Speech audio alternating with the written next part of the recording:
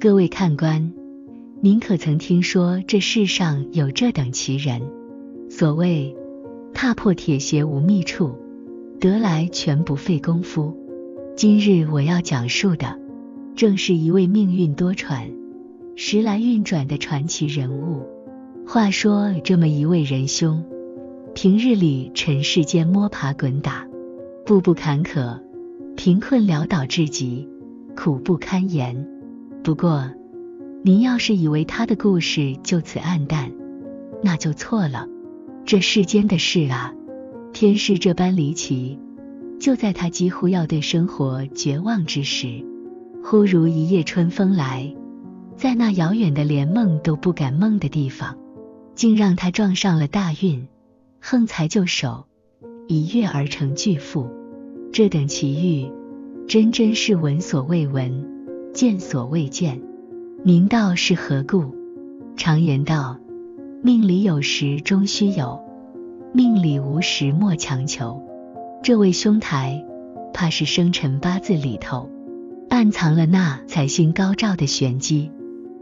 此等事儿，讲的是个造化，论的是个机缘，哪里是凡人智慧所能揣摩透彻的？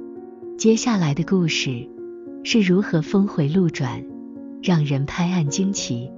这等横财从天而降，不啻为人间奇迹，让听者无不啧舌，感叹世间之事，委实奇妙无比。且听我慢慢道来。话说在大明成化年间，苏州府常州县那昌门外有一人物，姓闻名实，字若虚，生得聪明伶俐，多才多艺，琴棋书画，吹拉弹唱，无所不通，无所不晓。有时更有相士说他命中富贵无双。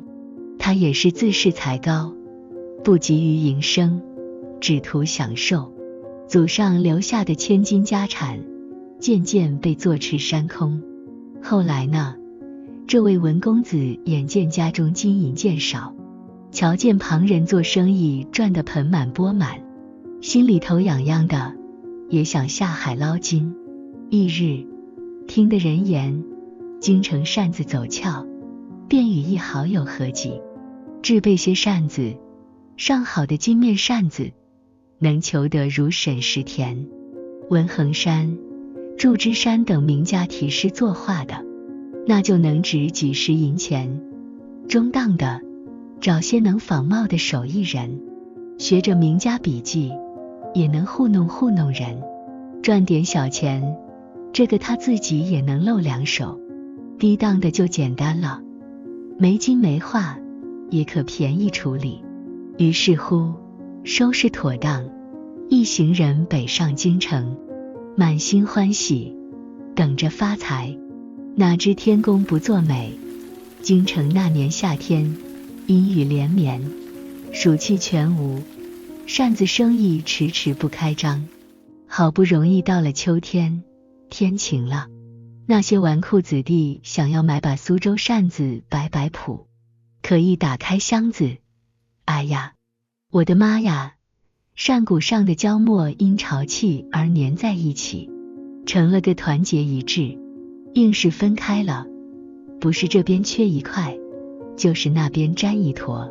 尤其是那些有字画的精品，全毁了，剩下的无字白扇卖不了几个钱，勉强够路费回乡，本钱算是打了水漂。这些年呀，他干啥不成，不光自己赔，连带着合作伙伴也跟着倒霉。于是乎，人送外号倒霉蛋。几年光景，家里败得一干二净，连个媳妇也没讨到。他日日靠些零敲碎打，东一榔头西一棒槌，哪里成得了气候？可这位爷嘴巴甜，能说会道，逗得朋友们开心。聚会少了他还真不行，但终究不是治家立业的料。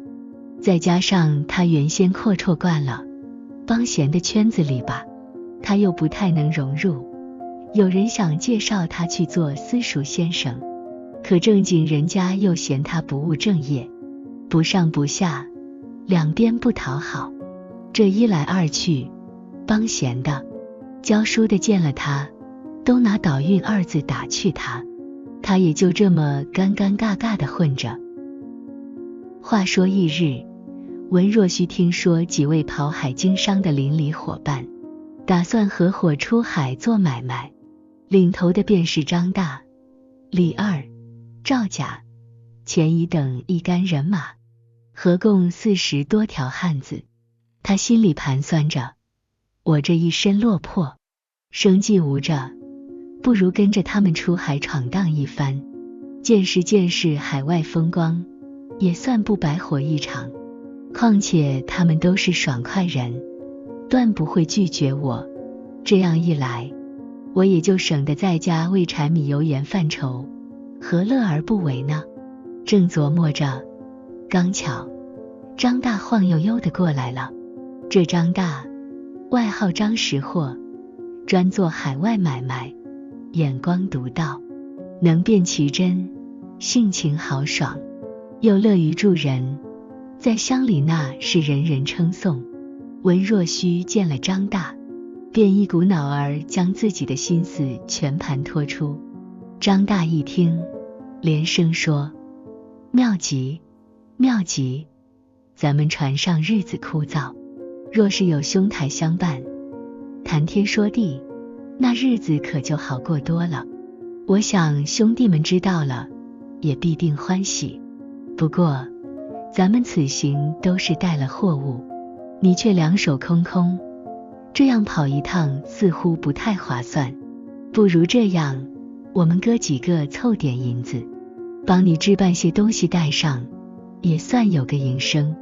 文若虚连忙道谢，兄长如此厚待，小弟感激不尽，只怕其他人未必如此仗义。张大说：且让我去探探口风。说完便转身离去了。这时恰好一位盲眼算命的老先生敲着小铜锣报君知，缓缓而来。文若虚心血来潮，摸出1文钱，让先生算算财运。先生掐指一算，言道：此卦非同小可，财气冲天，大富大贵之象啊。文若虚暗自嘀咕，我不过是想去海外转转，打发时光，哪来的什么大生意？再说，就算有注资，又能有多少？怎就卦象显示财源滚滚呢？这先生怕是湖州吧？话音未落，张大一脸不悦地走来，说：提钱伤感情，这些人真逗，说你同去，个个乐呵，可一提帮忙凑银子，个个装聋扮哑。不过我和2位铁哥们拼凑了1两银子，虽不多，但也能买些水果路上吃，至于日常开销，我们包了。文若虚连声道谢，收下了银子。张大先行一步，催促道：赶紧收拾，我们随后出发。文若虚拿着银子，左瞧右看，自嘲道：这点银子能买啥？他随意漫步，忽然眼前一亮，街边的筐子里红彤彤一片，如同烈火悬挂星空。原来是洞庭山的特产洞庭红橘子。这洞庭山因气候土壤与闽广相似，所产橘子虽初时微酸，成熟后却甘甜无比，价格仅是福橘的1/10。文若虚灵机一动，1两银子足够买上100斤，船上解渴之余，还能分给大伙尝尝，全当感谢他们的帮助。于是他买了一大篓橘子，又雇了挑夫，连同行李一起搬上了船。众人见状，哄笑开来。文先生，这是带着什么宝贝来了啊？文若虚羞得满脸通红，只好默默地上了船，再不敢提买橘子的事了。大船起航，渐行渐远，出了海口，只见那景象，白浪滔天，翻滚着银光闪闪，仿佛雪花飞舞，波涛汹涌，如同银河倾泻，日月为之惊颤，星辰似乎都要被淹没。就这么飘荡了3-5天，随着风儿一路南下，也不知走了多少水路。忽然眼前出现了一座繁华之地，城国雄伟，人烟稠密。原来他们已抵达了吉林国，船工们熟练地驶入一处避风的小港湾，稳稳当当地抛锚泊船，众人纷纷上岸。原来这吉林国对中国货物极为热衷，价格往往是原价的3倍，反之亦然。这样一来一回，利润可达8-9倍之多，难怪人人愿意冒险踏足此路。众人多是行商老手，各有熟络的经纪人、歇脚点和翻译，各自散去办理货物。独留文若虚守船，他本就不熟悉路径，也无处可逛，便呆坐在船中，正闷坐着呢。文若虚忽地一拍大腿，哎呀，我那篓红菊自从上船还没开封呢，别给捂坏了。正好趁大伙不在，瞧瞧去。他喊来水手，从舱底翻出篓子，打开一看，表面的橘子完好无损。他仍不放心，干脆全搬上甲板，摊开晾晒。那也真是命中注定转运，好运说来就来。这一摊开，整条船都被映得红彤彤的，远远望去，就像万点灯火，满天星斗。岸上的人见了都围过来打听，这是啥好宝贝啊？文若虚装作没听见。人群中有个好奇的，挑了个橘子，剥开就吃。这一下围观的人更多了，惊叹道：原来能吃的。其中有个人凑上来问价，一个多少钱？文若虚听不懂他们的话，幸亏船上有人懂行，就帮他瞎编了个数，竖起一根手指，说1钱一个。那问价的家伙拉开长袍，露出绣花腰带，随手掏出1块银钱，说买一个尝尝。文若虚接过银钱，掂量了一下，沉甸甸的，估摸有2把重，心里琢磨，这银子能买多少东西啊？也没个称，先给一个他们看看，挑了个又大又红的，递了上去。那人接过来掂了掂，赞叹道：好东西。随即掰开，香气扑鼻，周围闻到的人都叫好。那买家不识货，见船上的人这样吃，他也学着连皮带肉一起吞，甘甜的汁水满嘴，连喝都没吐，直接咽了下去，哈哈大笑，妙啊妙啊。接着他又从腰带里摸出10块银钱，说我要买10个回去献给大人。文若虚喜出望外，挑了10个给他。旁观的人见状也纷纷出手，有的买1个，有的买2-3个，都是一样的银钱。买到手的个个乐开了花，原来那国家用的是银币，上面刻有不同的图案，龙凤图样的最珍贵，其次是人物，再次是禽兽，再次是树木，最低下的则是水草图案。虽然材质都是银，但重量都一样。刚才买橘子的用的都是最低下的水草纹银币，觉得自己用低等的钱买了好货，所以格外开心。这小便宜心理啊，跟咱们中国人一样。没多久，橘子就卖掉了一大半。有些人没带钱，后悔不迭，赶紧回去取钱。等他们回来，橘子已经所剩无几。他拿起一个橘子说：现在要留着自己吃了，不卖了。那人急了，愿意出4个银钱买2个，嘴里还嘀咕：倒霉，来晚了。正说着，先前买10个橘子的那位骑着一匹青葱马，风驰电掣般赶到，下马挤开人群，冲船上大喊：别零卖，别零卖，我全要了，我家头目要买去进贡王上。旁观者一听，纷纷退后。文若虚机灵，一眼看出是大主顾，他连忙把篓子里剩下的50多个橘子全倒了出来，数了数，又拿起橘子说：刚才说了要自己留着，除非你多给点钱吧。那人从马背上的袋子中摸出不同图案的银币，说是树木纹的。文若虚不要，坚持要之前的水草纹。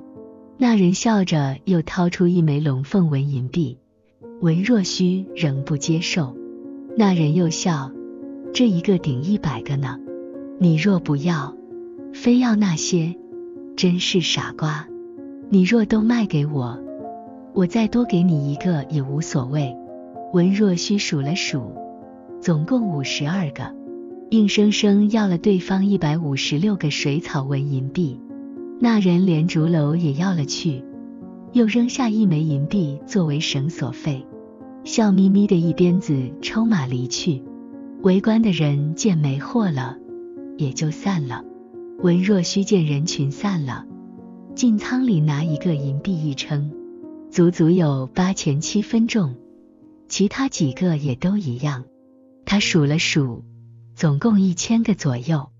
他给了船工2个作为酬谢，剩下的都收进了包裹。他心里那个乐啊，只感叹那算命的真神了，就等着同船的人回来，好炫耀一番。话说到这里，有人会问，那国家银子这么不值钱，做买卖这么容易，那些经常出海的为何不多带些丝绸布匹去，换回更多的银钱，岂不是更赚？这个你们就有所不知了。那国家见到丝绸之类的物品，都以物易物，咱们这边想要赚钱，就得靠他们的货物。如果收他们银钱，他们就用龙凤、人物图案的银币来交换，看似高价，但分量就那么点，反而不划算。如今买吃的东西，他们只当是小钱交易，我们却按重量算，所以才得利。那照这么说，那些航海的为何不只卖吃的，就换他们的低等银钱，岂不是更好赚了？其实话又不能这么说，文若虚这次纯属意外之财，下次再带去，若是不巧，等上几天，货物可能就坏掉了。以前卖扇子的遭遇就是前车之鉴，扇子还能放，尚且如此，更何况是一府的水果。所以说世事无绝对，不能一概而论呀。不久，众人领着经纪人上船，准备发货。文若虚便把之前的经历娓娓道来。众人一听，皆是又惊又喜，连声道：造化啊，造化！咱们一同来，反倒是你这个没本钱的先赚了大钱。张大更是拍手笑道：都说他倒霉，如今看来，时来运转咯。他转向文若虚说：你这些银子在这里买货并不划算，不如投资到我们合伙人的货物中，带些中国商品上去，换取些当地的奇珍异宝带回国，那可是大有赚头，总比白藏着这些银子强。文若虚摇头道：我这个倒霉蛋，历来投资，从未有一次不亏本，如今蒙各位提携，做了这无本生意，偶得横财，实乃天赐鸿福，哪敢再生贪念，万一再如从前赔了，哪还能再有洞庭红这般好运气吗？众人纷纷劝说，我们缺的是银子，多的是货，互相帮衬，互利共赢，有何不可？文若虚苦笑，一朝被蛇咬，10年怕草绳。说到货物，我这心就虚了，还是守着银子回去吧。众人惋惜不已，放着翻倍的利润不要，可惜，可惜啊！随后众人一同上岸，办妥了交易，兑换了货物。约莫半月时间，文若虚看尽了奇珍异宝，心中自已满足，不再多想。待众人事务完毕，一并上船，祭祀神明，饮酒庆祝，启程归航。航行数日后，天气突变，只见乌云遮日，黑浪滔天，天地间仿佛妖魔乱舞，万物惊慌失措，船如寒鸦般飘摇，岛屿若隐若现，舱中货物晃动，船舷外波涛汹涌，全因风神太过无情，使得舵手失色。船上众人见风起，半帆升起，任由船只随风飘荡。隐约间，一座岛屿映入眼帘，众人便收帆向岛驶去。极至靠近，竟是个无人荒岛。这岛屿空旷无人，林木参天，杂草丛生，唯有兔走狐窜之际，不见人烟。众人泊船岸边，固定船身，说道：且安心等待风停。文若虚怀揣银两，归心似箭，渴望即刻归家，怎奈何风阻行程，心中焦急万分，便对众人说：我上岛去看看。众人不解，荒岛有啥好看的？文若虚笑道：反正也是闲着，有何不可呢？众人被疯癫得疲惫不堪，纷纷摇头，不愿同行。文若虚独自振奋精神，跳上岸去。这一去，竟是一段奇遇的开端，使得败运10年中翻身，一贫如洗变富豪。若是我这说书人能未卜先知，哪怕腿脚不便，也要助杖跟随，才不虚此行。文若虚不顾众人，独自攀爬至岛顶。岛虽不高，却荒草丛生，无路可行。登顶远眺，茫茫大海，孤身如夜，不禁悲从中来。心中暗想，我自认聪明，可是一生坎坷，家业散尽，孤身海外，虽有幸得此千金，却不知是否有命享用。身处孤岛，生死仍系于大海，未知明日。正感慨间，忽见远处草丛中异物突兀，趋前一看，竟是一只庞大龟壳，惊叹道：世间竟有如此巨龟，凡人哪得一见？说出来也没人信。我此行海外，未曾得一异物，待此奇物归乡，也算稀罕，免得人说我苏州人善编故事。再者，将其锯开，一分为2，各加4足，便是2张床，岂不妙哉？于是解下裹脚布，穿过龟壳，牢牢绑紧，拖拽而行。回到船边，众人见状，皆笑道：文先生这是又拉了什么宝贝？文若虚笑道：各位有所不知，这便是我海外所得之宝。众人抬眼观瞧，如同一张无柱之床，惊讶不已。好大的龟壳啊，你要它做什么呢？文若虚答道：此物罕见，带回去自有用处。众人笑言：好货不至，带着玩意何用？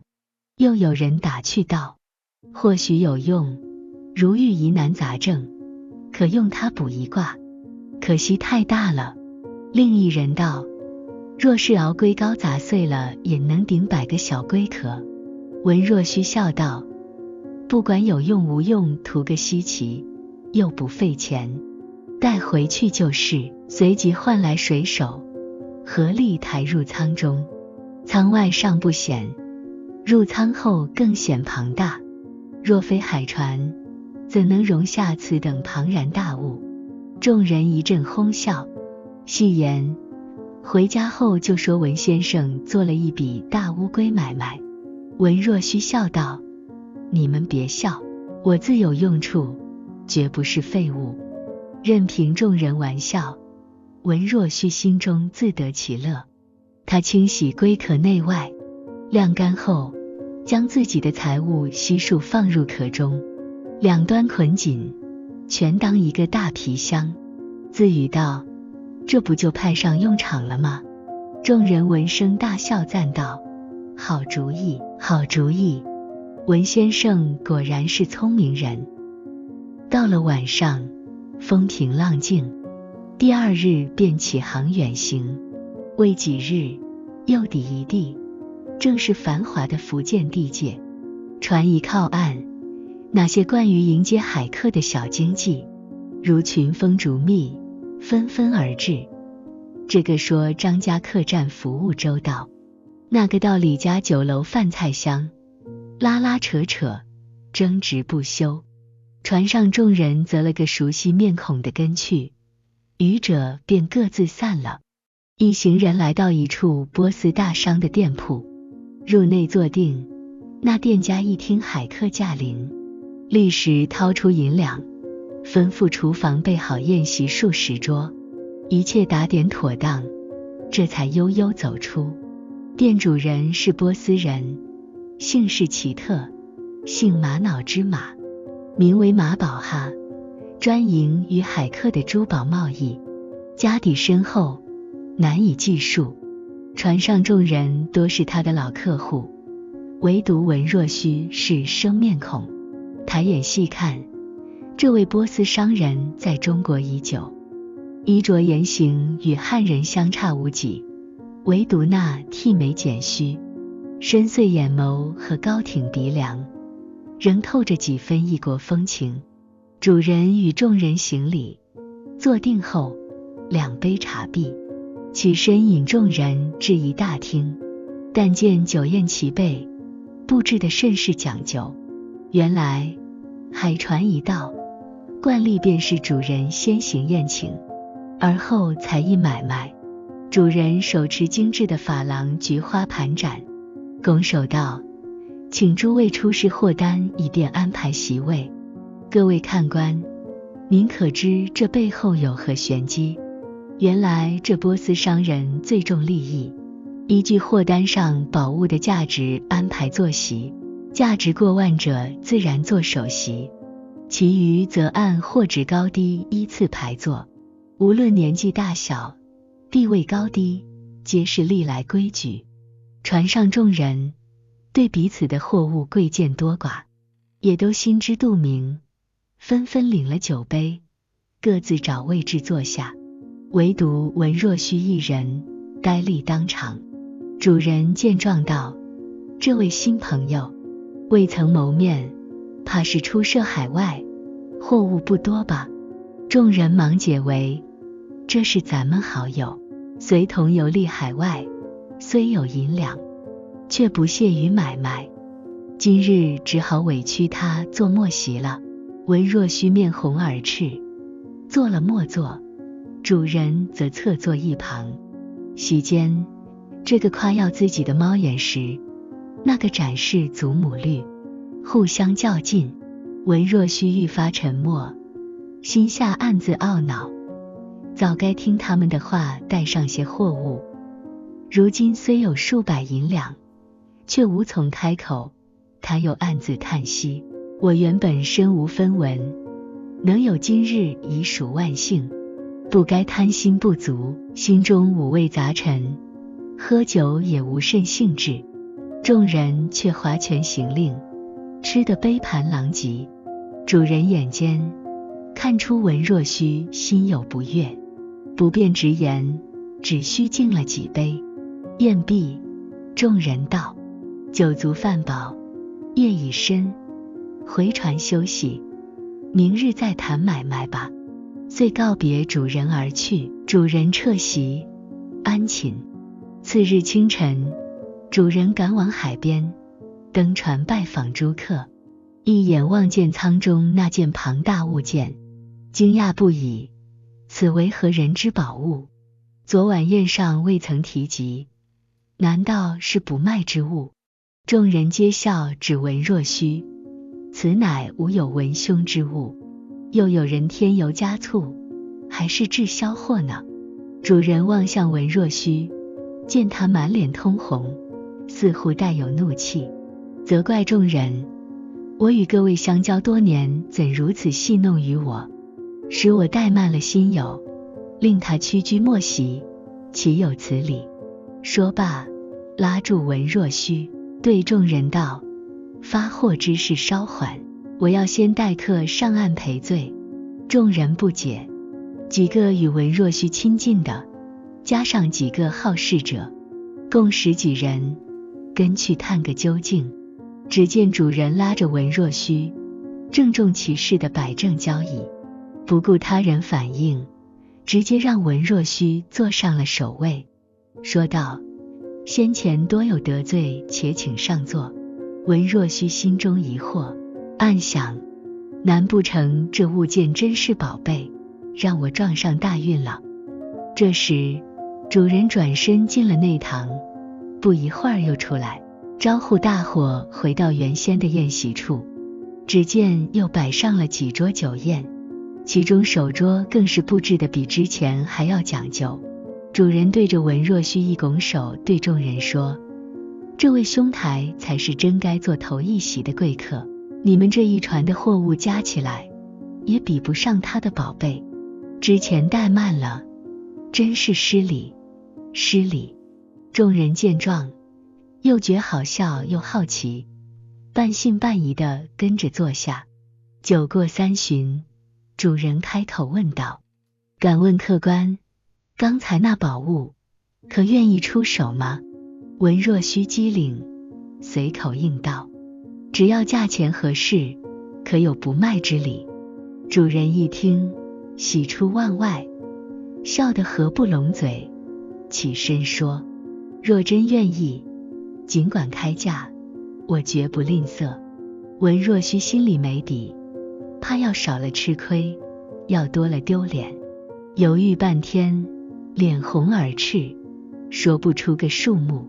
张大给他使了个眼色，把手放到椅背后，竖起3个手指，又把第2个指头往旁边一摆，意思是索性要这么多。文若虚摇头，竖起1根指头，这么多我都说不出口，却被主人瞧见，忙问：到底多少钱？张大打趣道：照文兄的意思，怕是要1万哩。主人哈哈大笑：这是逗我玩呢，这么贵重的东西，哪止这点价？众人一听，个个瞪大眼睛，站起来拉着文若虚商量：好运气，好运气，看来价值不菲，我们真不知道怎么估价。文兄不妨大胆开个高价，看他怎么还价。文若虚毕竟不好意思，欲言又止，众人催促，别扭捏了。主人也说直说无妨，文若虚只好开了5万两银子的价。主人却摇头：罪过罪过，不止这个数。拉着张大私下问：张兄，你常走南闯北，这等宝贝怎会不知底细呢？必是不想卖，故意戏弄小店吧？张大解释：实话告诉你，这是我好友去海外游玩，没置办货物，这宝物是在避风岛上偶得，所以不知价。若是真有这5万两，足以让他富贵一世，他也心满意足了。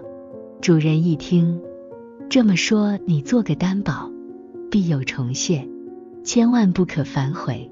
随即命人拿来文房四宝，主人折好一张上等纸，递笔给张大，劳烦张兄做主，写个契约，咱们好成交。张大指了指旁人，这位楚中颖书法了得，把纸笔让给了他。楚中颖磨好墨，摊开纸，提笔写道：立合同一单，张承运等，现有苏州客人闻时，海外带来大龟壳1枚，交至波斯马宝哈店，愿以5万两银子成交。议定利契后，一手交货，一手交银，双方不得反悔，违约者罚款加倍。合同为据，2份同样的契约，后附上日期，张承运领头，连同在座10几位客人都签了名。楚中颖因是执笔人，最后署名，日期前留空行，2纸对齐，中间写上合同约定4字。下书客人闻时，店主马宝哈各自画了押。名单从后往前写，轮到张承运时说：我们押字钱重些，这买卖才弄得成。主人笑道：不敢马虎，不敢马虎。写好后，主人进内，搬出1箱银子，说道：先交清款项，还有话说。众人围了过来，主人开箱，50两一包，总共20包，整整1000两。双手交给张承运，请张兄点清，分给大家。众人一开始时还半信半疑，此刻见到白花花的银子，才知是真事。文若虚如梦初醒，话都说不利索，就愣愣地看着。张大拉他一把，这银子怎么分，也得文兄拿主意。文若虚才回过神，正事完了再说。主人笑眯眯地对文若虚说：有件事要商量，银两都在内室，点数不少，只请客官进去验看1包，其他不必再验。但银两众多，搬运不易，况且文客官单身，不便将银子带传回去，在京海路也有不便。文若虚想了想，言之有理，那怎么办？主人说：我看文客官暂时不宜回去，我这有间绸缎铺，本有3000两，前后房屋100间，价值2000两，离此不远。我亦将铺子货物及房产作价5000两，交给文客官，留在这里经营，银子慢慢搬。日后文客官要走，可托人看管，自己轻松往返。否则我店支出容易，文客官收存却难。说完，文若虚与张大赞道：高见，句句在理。文若虚道：我家里原无家小，况且家业已尽了，带银回去没处安置，以此说，就在这安家，有何不可？此番好运，天作之合，随缘而行，即使货物房产不值5000，也划算。文若虚对主人说：方才所言，周全之策，我无不遵从。主人便领文若虚进去阁上查看，又叫张楚2人：你们一同去看看，其余列位请在这里稍等。没跟进去的，个个伸头缩颈，你3我4地说道：真的离奇，真的好运，早知如此，后悔没跟着到岛上走走，或许还有宝贝呢。有人道：这是天大的福分，哪里强求得来？众人正羡慕间，文若虚已与张楚2人出来。众人问：里面怎样了？张大道：里头高阁是藏银之处，都是桶子装着，刚才进去看了，有10个大桶，每桶4000两，有5小箱，每箱1000两，共45000两，已封好文凶印记，只等交了货，便是他的了。主人出来说，房产文书、绸缎账目都在这里了，已凑足5万之数，我们去船上取货吧。一行人便拥到海船来了。文若虚在归途中对着大伙悄声言道：诸位，咱们船上人杂，此事万万不可声张，小弟自当重重酬谢各位。众人一听，生怕这秘密被船上其他人知晓，分了财路，于是个个心领神会，默不作声。文若虚回到船上，先悄悄从龟壳中取出自己的包裹，他轻轻抚摸着那龟壳，心中暗自庆幸，真是幸运，幸运至极啊。随后他吩咐店里的2个年轻伙计小心抬着龟壳，低声道：好好抬着，别放在外面。船上众人瞧见这龟壳被抬走，纷纷议论，这难出手的玩意儿也卖出去了，不知道卖了多少钱呢。文若虚却是一言不发，提着包裹径直往岸上走去。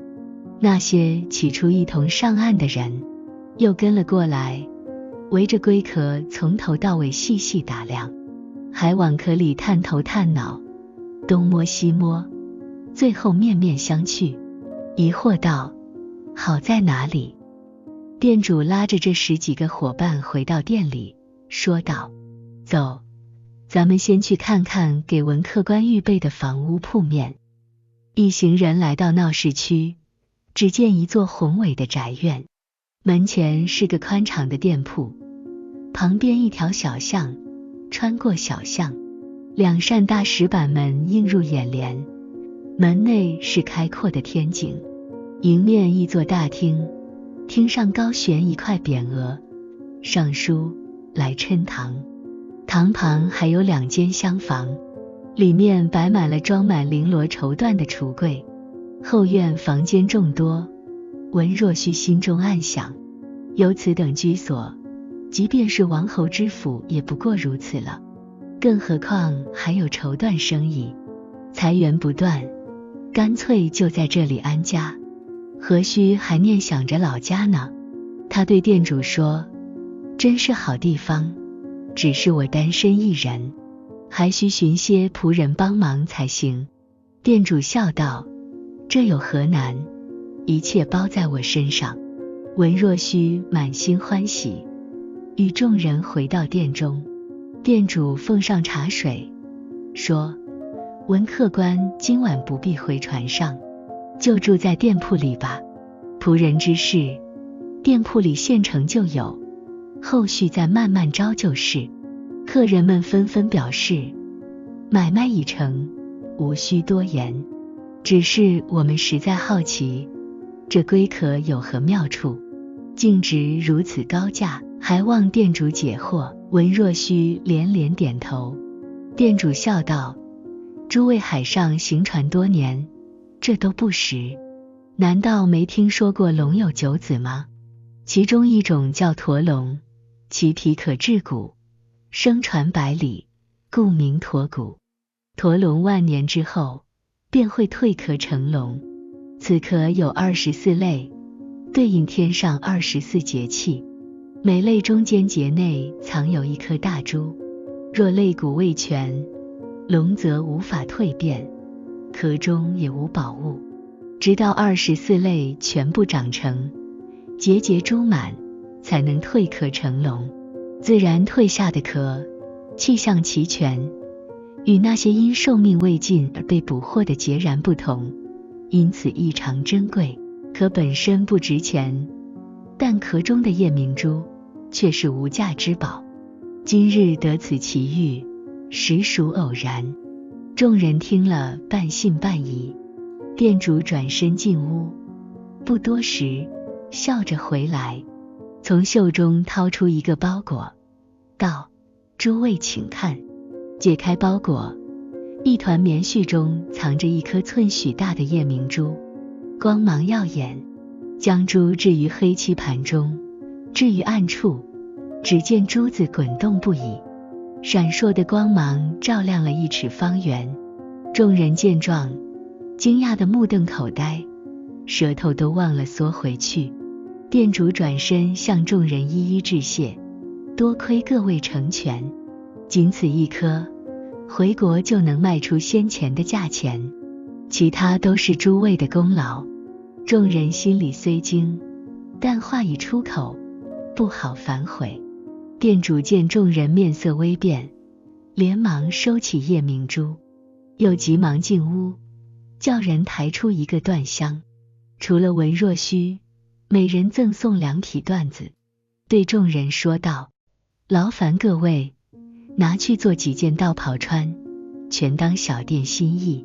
又从袖中掏出10几串小珍珠，每赠1串，便道：小小意思，就当请各位喝茶。文若虚则得到4串稍大的珍珠和8匹缎子，说是暂且做几件衣裳。文若虚与众人大喜，连声称谢。店主亲自送文若虚到缎铺，介绍铺里的伙计们认识，宣布这位便是新主人了。店主告别说：我再去店里看看。